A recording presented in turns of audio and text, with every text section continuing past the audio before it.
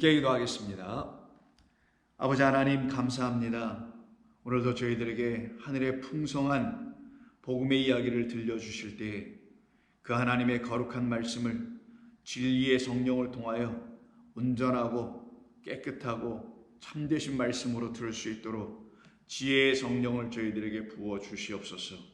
예수님의 이름으로 기도드립니다. 아멘. 자, 우리 하나님 말씀 나눕니다. 오늘도 어제와 같은 본문인 누가복음 7장 29절로 35절입니다. 누가복음 7장 29절로 35절입니다. 모든 백성과 세리들은 이미 요한의 세례를 받은지라 이 말씀을 듣고 하나님을 의롭다 하되 바리새인들과 율법 교사들은 그의 세례를 받지 아니하므로 그들 자신을 위한 하나님의 뜻을 저버리니라. 또 이르시되 이 세대의 사람을 무엇으로 비유할까? 무엇과 같은가? 비유하건대 아이들이 장터에 앉은 서로 불러 이르되 우리가 너희를 향하여 피리를 불어도 너희가 춤추지 않고 우리가 곡하여도 너희가 울지 아니하였담과 같도다.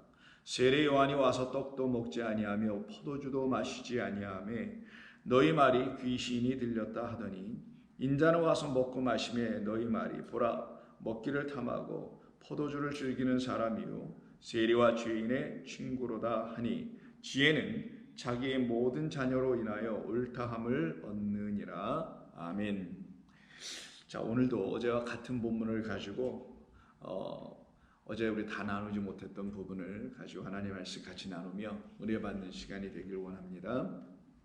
어제 우리가 함께 말씀을 이 본문을 통해서 나누어서 여러분들이 다 이미 알고 계신 바 그대로 29절부터 35절에는 두 부류의 그룹으로 나누어져 있는데 첫 번째 그룹은 세례 요한의 물 세례를 받았던 사람들이고요.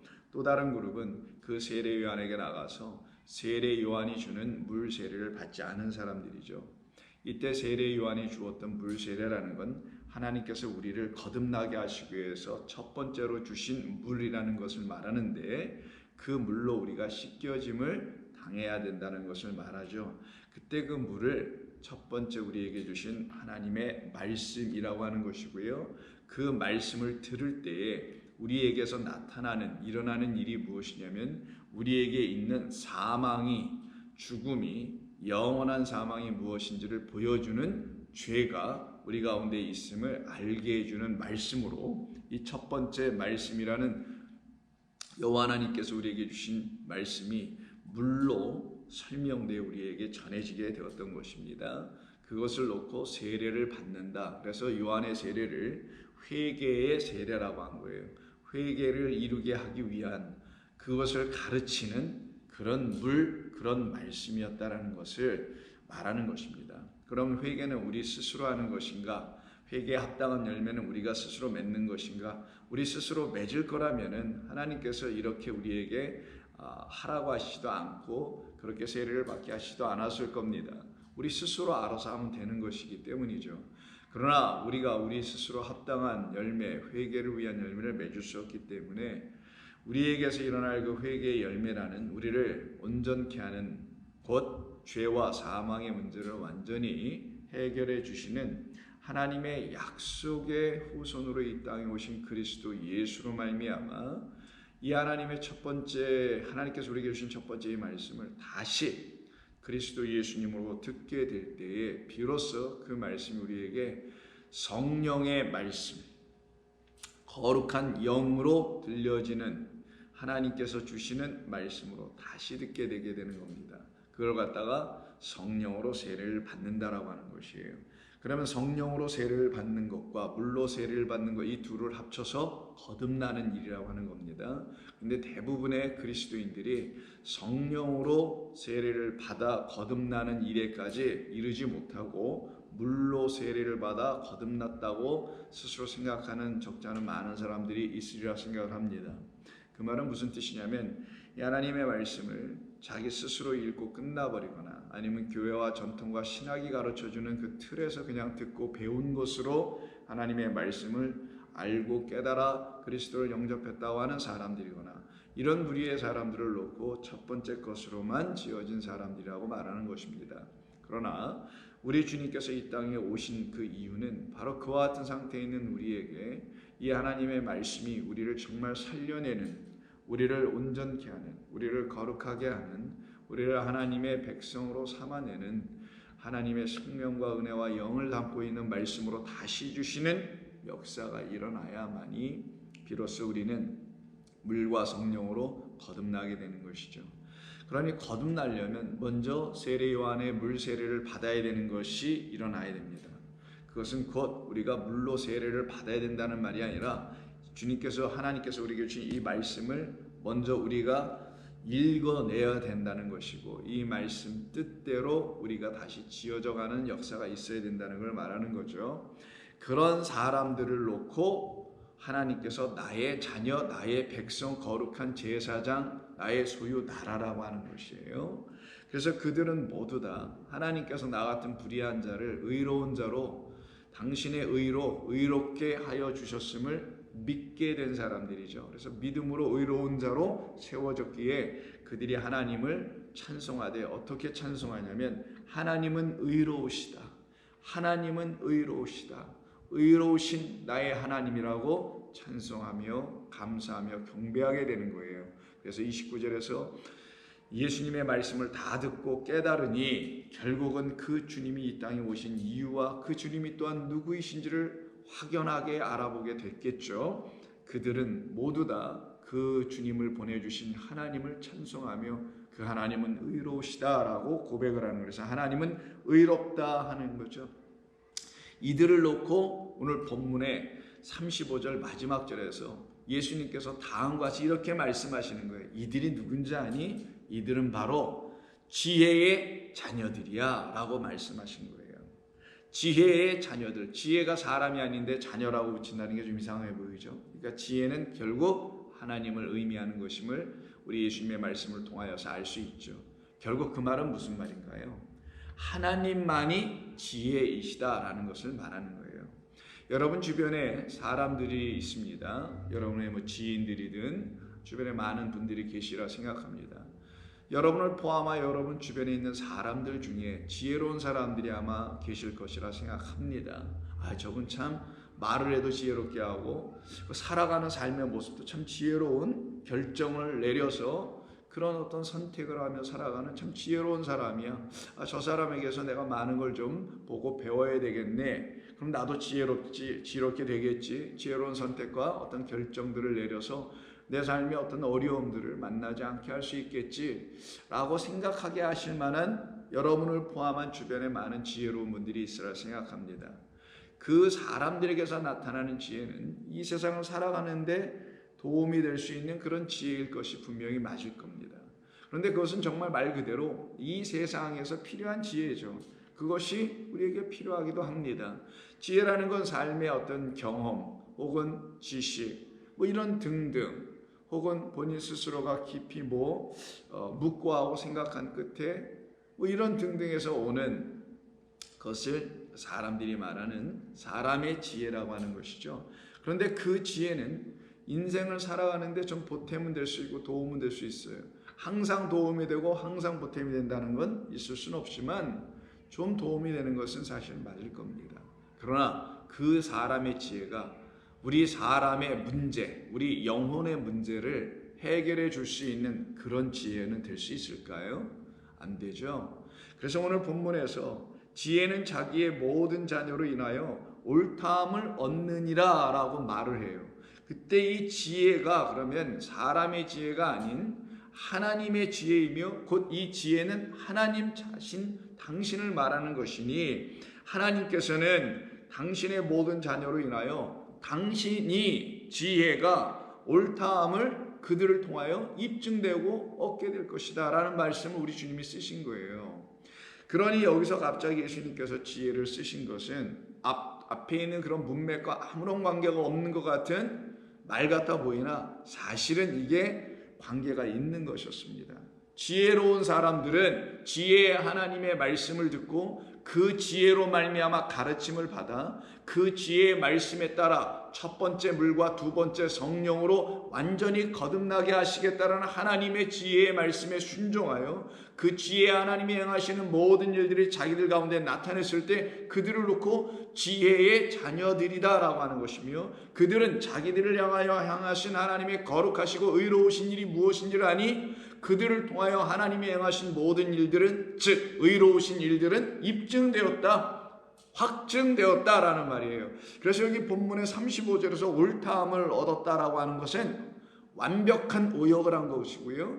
어찌 이렇게 번역을 했는지 제가 놀랐습니다. 왜냐하면 이 말은 29절에 나타나 있는, 29절에서 이미 언급되어 있는 똑같은 말이 하나 있어요. 지금 35절에서 그 옳다라고 한 그 옳다라는 그 말과 똑같은 말이 있어요. 근데 29절을 아무리 읽어봐도 옳다라는 말은 없지만 비슷한 말이 하나 있죠. 하나님은 의롭다 할 때 그 의롭다가 디카이오인데, 헬라어로 그 말이 35절에서 디카이오로 다시 나타나는데, 아니 위에서 29절에서는 의롭다고 왜 같은 말을 35절에서는 옳다라고 했냐고요. 참 이상하네요. 성경을 번역하시는 분들은 좀 많이 좀 생각을 하고 하셔야 될 이유가 있습니다. 일관되게 해야 되고요. 그리고 이게 문맥으로 맞아야 되는 거거든요. 이 지혜가 옳다함을 얻는 게 아니라 지혜는 하나님이니, 하나님은 옳고 그름이 아니거든요. 인간의 선악 기준으로 볼 때 나를 향하여 그렇게 하신 하나님, 저 악한 자들을 향하여 그렇게 심판하신 하나님, 옳으신 하나님입니까? 그러면은 말이 안 되잖아요. 그건 자기의 선악 기준과 그 체제로 바라보는 하나님이라는 또 신적 존재에 대한 자기 판명이겠죠. 여기서 지혜는 하나님이시기 때문에 하나님이 옳으십니다가 아니고 하나님은 의로우신 분이에요. 인간의 선악으로 하나님이 휘둘러 주실 분이 아니라는 걸 말해주는 말이 의예요, 의. 근데 여기 옳다라고 번역하면 그러면 안 되겠죠. 그러기에 29절에서 세례 요한에게 물세례를 받고 예수님에게서 성령을 받은 사람들은 모두 다 뭐라고 한다고요? 하늘로, 하나님의 나라 안에서 다시 거듭나 태어난 사람들이기 때문에 나를 이렇게 만드신 하나님은 의로우시다, 이 말씀을 한 거죠. 그러니 그 하나님의 지혜와 그 지혜의 하나님의 자녀들은 결국 자기들을 통하여 행하신 그 하나님을, 그 지혜를 뭐라고 그러겠어요? 의로운 지혜다, 옳은 지혜가 아니라 의로우시다라고 말할 수밖에 없게 되는 거죠. 그런데 그렇지 않은 사람들이 있습니다. 바로 30절에서 언급되어 있는 바리새인들과 율법 교사, 선생들이죠. 율법을 가르치는 자들이었습니다. 요즘 말로 하면 목회자들이에요. 교사들입니다. 신학교의 교수들 같은 사람들이겠죠. 교회에서는 목사들, 사역자들, 신학교에서는 교수들, 이런 등등의 모든 사람들을 율법 교사라고 하는 거예요. 자, 그런 사람들이 지금 세례 요한의 물세례를 받지 않았다라는 건 법 없는 자들이라고 했었죠. 기억나십니까? 법을 노모스라고 하는데 거기다가 아자를 붙여서 아노모스 하면은 법이 없는 자라고 하는 뜻이에요. 하나님의 말씀을 본래대로 취하고 있지 않은 자들, 하나님의 말씀 율법을 자기들의 생각을 투영하여 이걸 왜곡시키는 자들, 이 하나님의 말씀이 곧 그리스도라는 성령으로 말미암아 우리를 완전히 하나님의 자녀로 만들게 하시기 위해서 1차적으로 먼저 주신 말씀이라는 사실을 인정하지 않는 자들이죠. 그래서 이것을 자기들의 어떤 생활 방편으로 써서 사용하려고 하는 자들의 무리입니다. 그들을 놓고 다 누구라 하냐? 음녀의 후손들이라고 하는 거예요. 짐승에게 잡혀있는 자, 거짓 선지자들의 무리 속에 갇혀있는 자들이라고 하는 겁니다. 그래서 이사야 47장을 보시게 되면 그렇게 자기 지식과 자기 지혜에 빠져있는 한 여자, 남편 없는 여자라는 과부에 대한 이야기를 하는데, 이 과부가 요한계시록 17, 18장에서는 음녀라는 그 과부, 홀로 자기가 여왕 되었다고 하는 그 과부가 하나 나타나죠. 그 여인을 놓고 47장 이사야에서 뭐라고 하냐면 8절 이하에 다음과 같은 말을 합니다.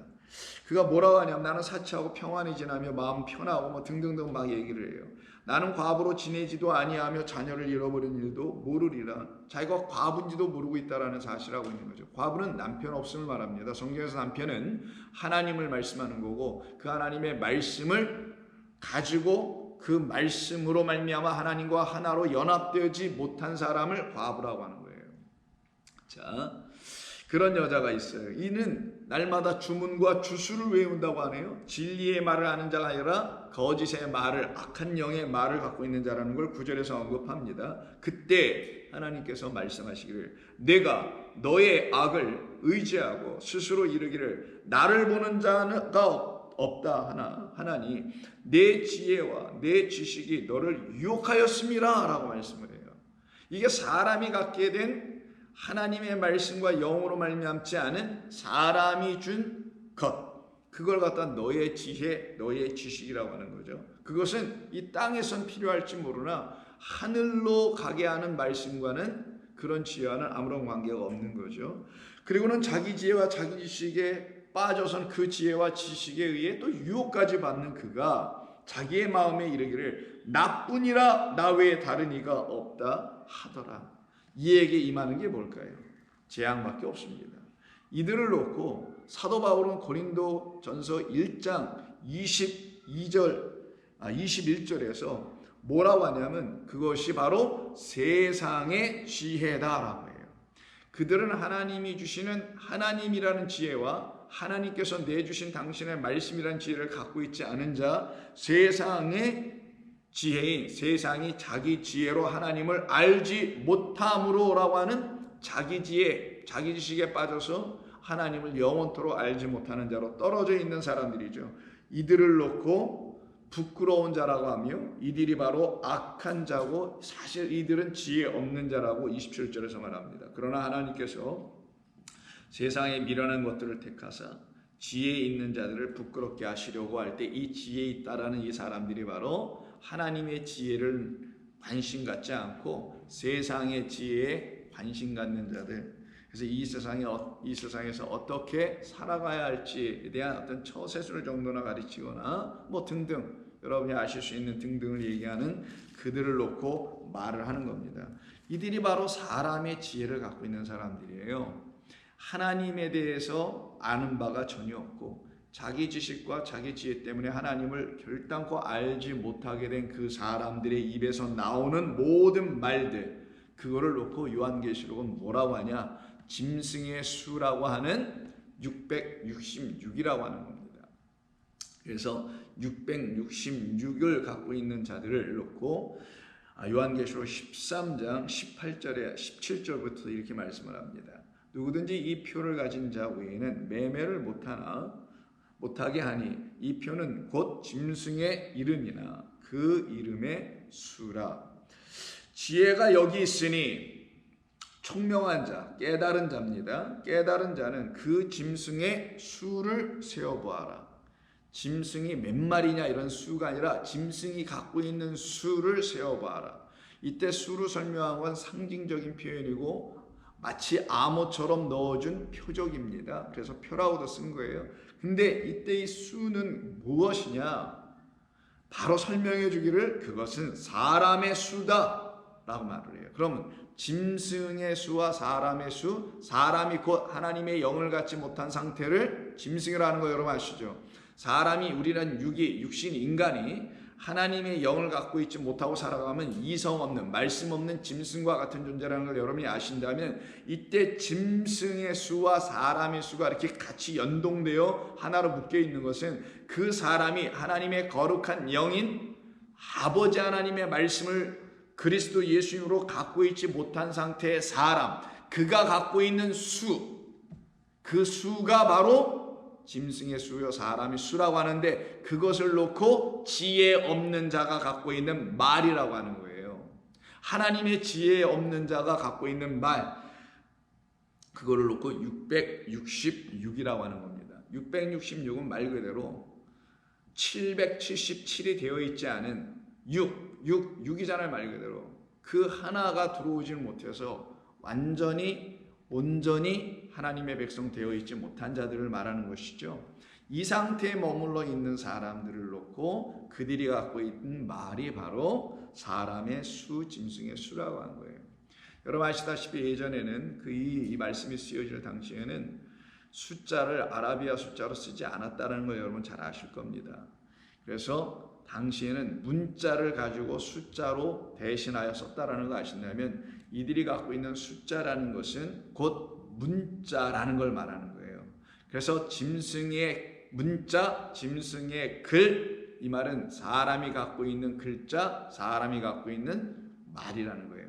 그 사람의 말로 하면 그게 짐승의 말이 된다는 걸 말하는 거고요. 그 사람이 근데 그 육이 죽고 영의 말씀이 그에게 임함으로 말미암아 하나님의 백성으로 다시 세워져 거듭나게 되면 그는 짐승의 말을 하는 자가 아니라 거룩한 예언의 영을 말할 수 있는 자가 비로소 되게 되는 것이죠. 이렇게 되어 있지 않은 자들이 오늘 본문에서 바리새인들과 율법 교사들, 결국은 하나님의 행하시는 일이 무엇인지를 알지도 못했던 사람들이라고 말하고 있는 것입니다. 그럼 결국 지혜라는 게 뭘까요? 우리 주님께서 오늘 지혜에 대해서 비유로 말씀해 주신 것이 본문에서 뭐라고 합니까? 31절 2절에서 이 세대와 이 세대 사람을 무엇으로 비유할까 하면서 비유하건대 아이들이 장터에 앉아 서로 이렇게 불러내요. 나오라고 하는 불러내. 너희를 향하여 피리를 불어도 춤추지 않고 곡하여도 울지 않고 탄식하지 않는다는 이렇게 불러내는 날이죠. call out, 불러내는 것. 이것을 놓고 지혜를 설명하고 계셨던 거예요, 우리 주님께서는. 그래서 그 비유를 통하여 우리 주님이 우리에게 알려주시려고 하는 것은 그 아이들이 장터에서 아이들과 사람들에게 막 불러 모은다라는 그 모으는 그 주체가 다름이 아닌 지혜의 하나님이 하시는 일이라는 것을 말씀해 줍니다. 그것이 바로 잠언서 1장에서 우리에게 말씀해 주는 거예요. 1장 20절을 보세요. 지혜가 길거리에서 부르며 광장에서 소리를 높여 막 사람들을 모으는 거예요.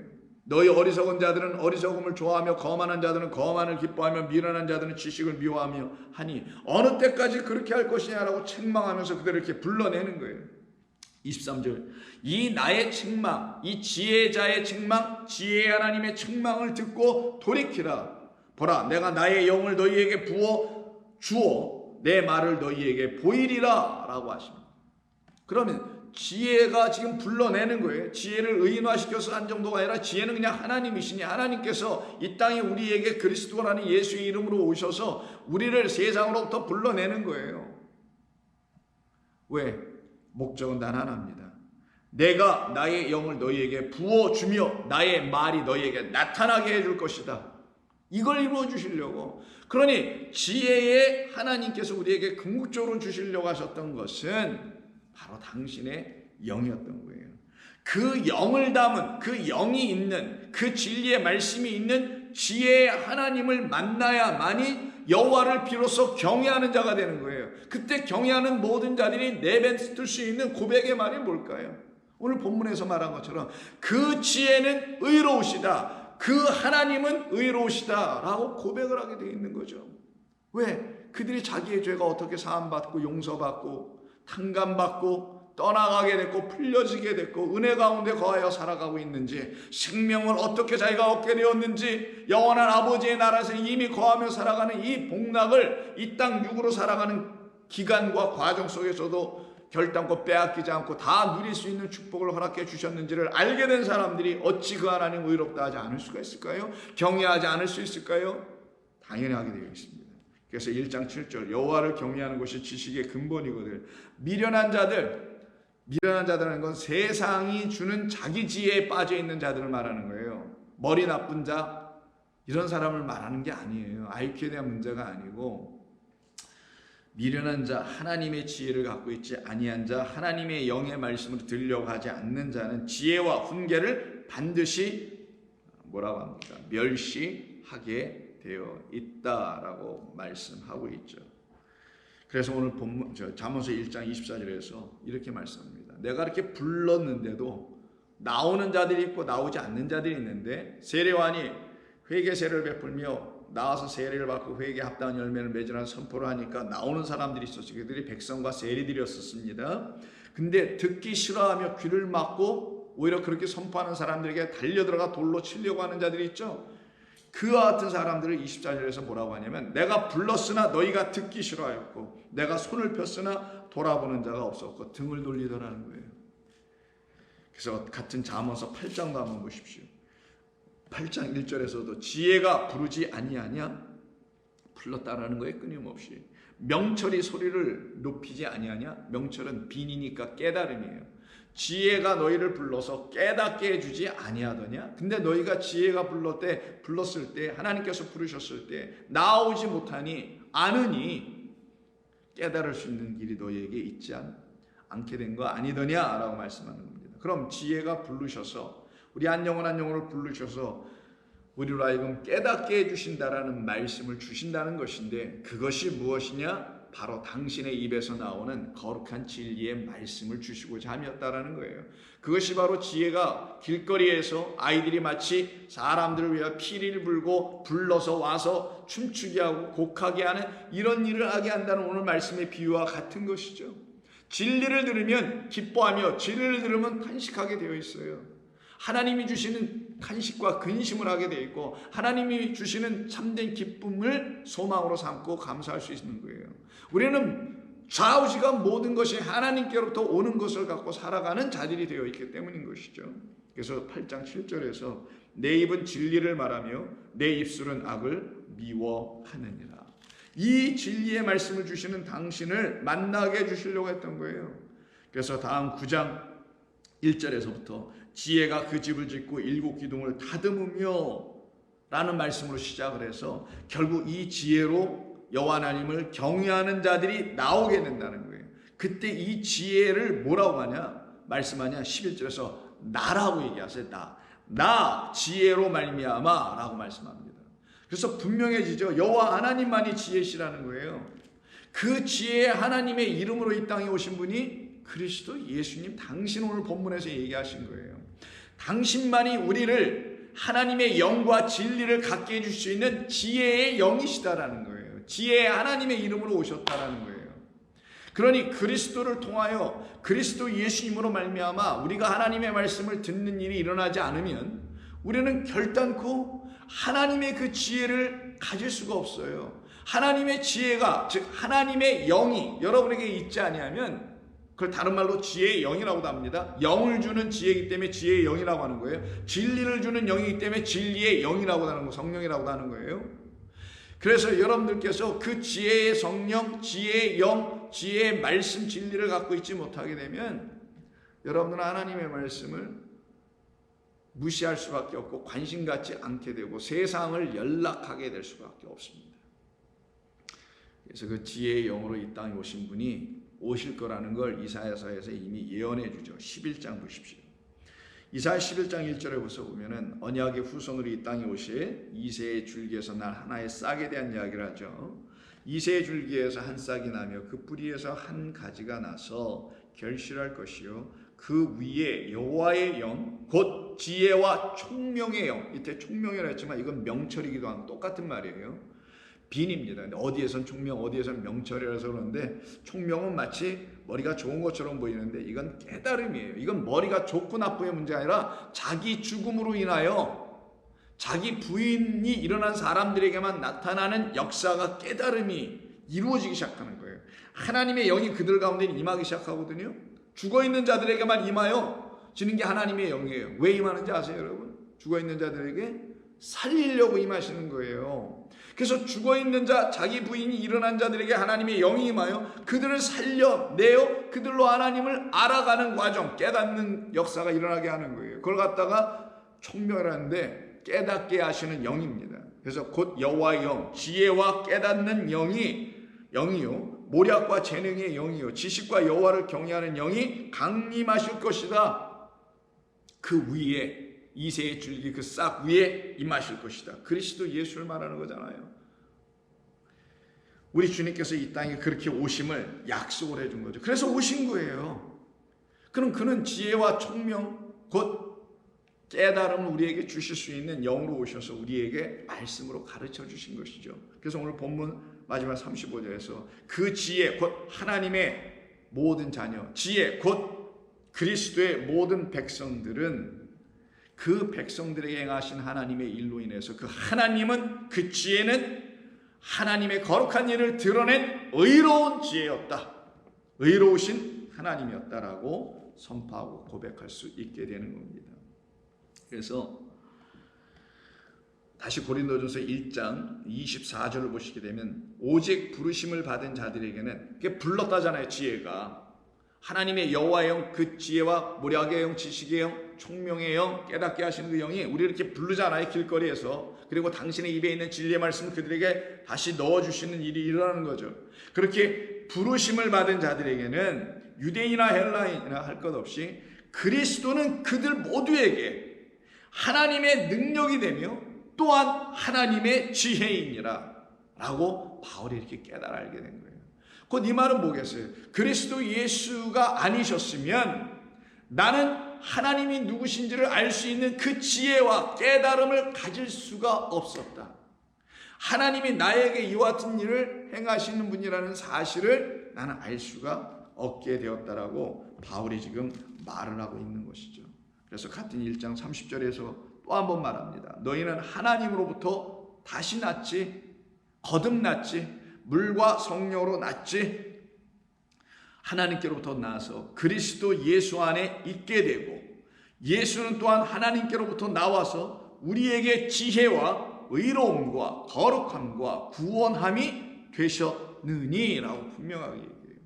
이거는 우리 모두에게도 똑같은 거예요. 이게 뭐 바울이 얘기했으니까 이 말이 무슨 말이라서 이해하는 게 아니라, 이걸 읽어보니 그냥 뭐 이해할 필요도 없고 당연히 맞지. 나도 지금 그런데 나의 지금의 삶이, 나의 믿음의 여정이 마치 이 30절 같이 똑같네 라고 하는 사람들만이 이 30절이 무슨 말인지 알 수가 있게 되는 거예요.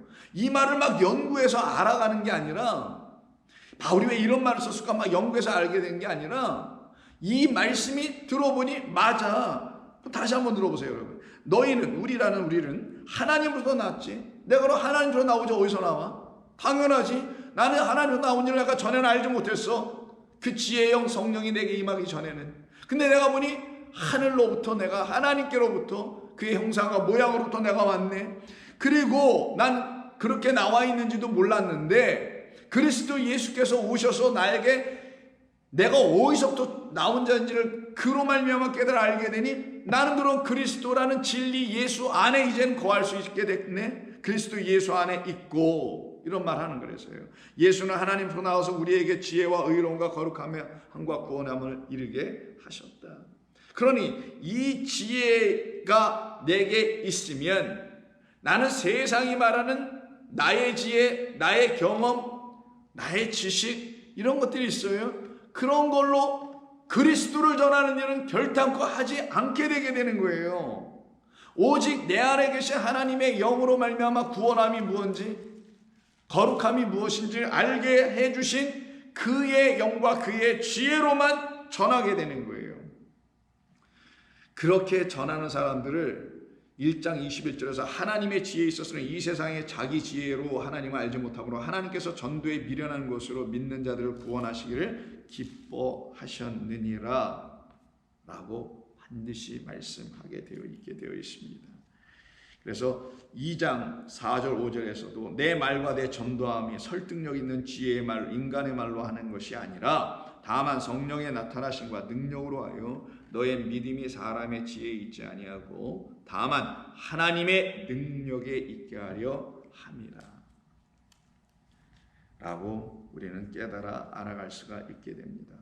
이런 모든 사람들에게는 하나님께서 그들에게 부어주신 당신의 지혜, 곧 당신이라는 지혜, 곧 영을 우리에게 부어주셨기 때문에 우리 안에서 하나님이 다 계시되어 보여지게 된 것이죠. 그래서 예배소서 1장 17절에서도 바울은 이런 말을 또 합니다. 우리 주 예수 그리스도의 하나님 영광의 아버지께서 지혜와 계시의 영을 너희에게 주사 하나님을 알게 하시기를 나는 원한다며 지금 기도하고 있는 거거든요. 바울이 계시와 지혜와 계시의 영을 우리에게 주사 하나님을 알게 하는 눈을 열어 주시기를, 그래서 우리 마음의 눈을 밝혀 주셔서 그 하나님을 알아가기를, 그럼 우리가 결국은 알게 되죠. 하나님이 누구신지를 조금씩 알아가게 됩니다. 만나게 됩니다. 인정하게 돼요. 고백하게 돼요. 감사하게 됩니다. 바로 그런 모든 사람들을 놓고 하나님의 백성이요 하나님 나라 안에 거한 사람들이라고 합니다. 그들은 하나님의 능력과 지혜와 계시의 영을 통하여 자기들이 어떻게 만들어졌는지를 아는 사람들이기에 하나님을 찬송하며 그의 의를 온 세상에 선포하는 자들이 됩니다. 그래서 대표적으로 요한계시록 5장 12절에 보면은 24장로와 4생물이 하나님을 찬송하죠. 어린 양을 찬송합니다. 찬송한 건 결국 우리들이 하나님을 찬송하는 것을 말하는 것인데요. 그때 12절에 이렇게 말을 해요. 큰 음성으로 이르되 죽임을 당하신 어린 양은 능력과 부와 지혜와 힘과 존귀와 영광과 찬송을 받으시기에 합당하시도다.